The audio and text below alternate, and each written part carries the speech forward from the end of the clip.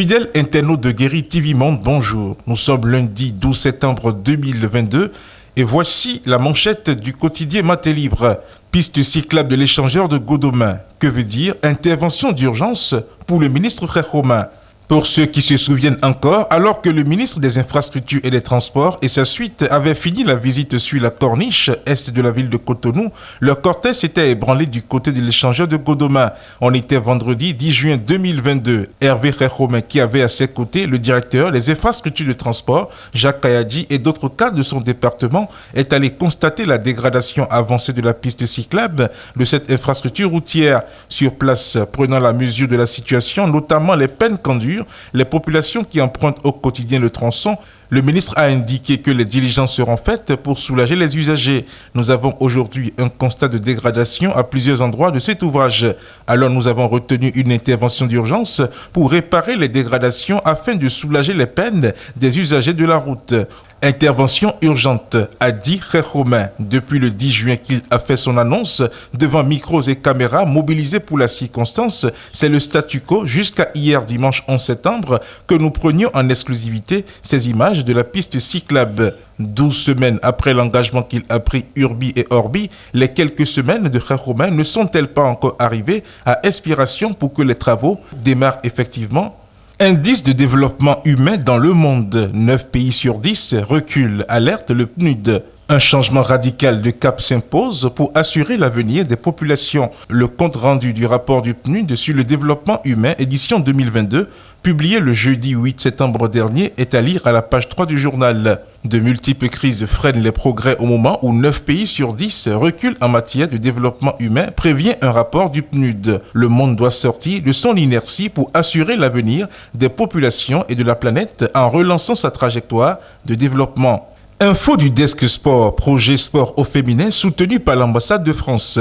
Arbitre de ligue et délégué en formation, Aremou Manzourou et Silikou Karimou donnent le top. 12 paires d'arbitres et 24 délégués présentent à la formation. Démarrée jeudi 8 septembre 2022 à l'hôtel Viga de Boïcon, la formation des arbitres de ligue et des délégués dans le cadre du projet sport au féminin de l'ambassade de France a été officiellement lancée samedi 10 septembre 2022. Ce lancement a été fait par le président de la Fédération béninoise de handball, Silikou Karimou, le président de la Confédération africaine de handball, Dr Aremou Manzourou, et quelques membres du bureau exécutif de l'instance en charge du handball béninois. Autre titre affiché à la une de votre quotidien, Cotonou et Ningbo célèbrent 10 ans de jumelage. Luc Atroko et ses partenaires signent de nouveaux accords. La ville de Cotonou et celle de Ningbo en Chine célèbrent 10 ans de coopération. C'est un point de presse conjoint et par visioconférence qui a permis aux autorités des deux villes amies de lancer depuis la Chine et à Golden Tulip de Cotonou ce vendredi 9 septembre 2022 cette commémoration couplée avec la 12e édition de la foire des produits chinois au Bénin. Éducation numérique à l'endroit des enfants du personnel. MTN sensibilise sur l'usage des réseaux sociaux. Le personnel célèbre la 4e édition du Global Appreciation Week.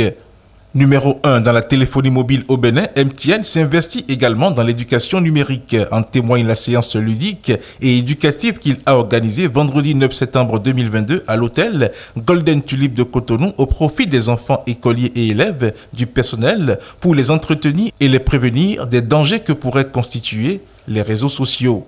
Info du desk éducation, les cours Sonou, l'année universitaire 2022-2023, lancée sous le signe de la résilience. Bénin Royal Hôtel de Cotonou a servi de cadre ce samedi 10 septembre 2022 à la cérémonie de lancement de la rentrée de l'Institut universitaire Les Cours Sonou. Cette cérémonie qui a réuni le personnel de tous les sites de l'Institut a été une occasion pour le président, directeur général Fabrice Sonou et son équipe de faire le bilan de l'année universitaire écoulée, mais également de se fixer des objectifs pour cette prochaine année. Dernier titre à consulter est la une de Matin Libre de ce jour. Sur appui de la coopération suisse, l'État béninois subventionne 37 projets agricoles. en présence du ministre de l'Agriculture, de l'Élevage et de la Pêche, de son collègue en charge des petites et moyennes entreprises et de la promotion de l'emploi, puis du chef suppléant du bureau de la coopération suisse au Bénin. Partenaire financier, le directeur général du Fonds national de développement agricole a procédé à la signature de conventions avec les promoteurs des 37 projets sélectionnés à la suite de l'appel à projets au niveau de ses guichets 1 et 2 relatifs aux subventions des initiatives agricoles au profit des organisations professionnelles agricoles et des micro, petites et moyennes entreprises agricoles. C'était vendredi 9 septembre 2022 à Azalaï Hotel de Cotonou. Fidèle internaute de Guérit TV Monde, le contenu de votre quotidien en sa parution du lundi 22 septembre 2022 vous est ainsi livré. À demain. La pub, c'est tout de suite sur Guérit TV Monde. Vous recherchez une eau minérale de qualité supérieure, un seul nom, Happy Water. Avec Happy Water, découvrez le plaisir de boire, la joie d'étancher votre soif. En vente à 1000 francs CFA le pack, aux établissements altruistes 6 à Porto-Nouveau, Pau-Belle-Gare, rue de la CNSS. Entrez dans le circuit de vente de l'eau minérale Happy Water en nous contactant au 00229 52 38 36 52. Happy Water, la source de vie.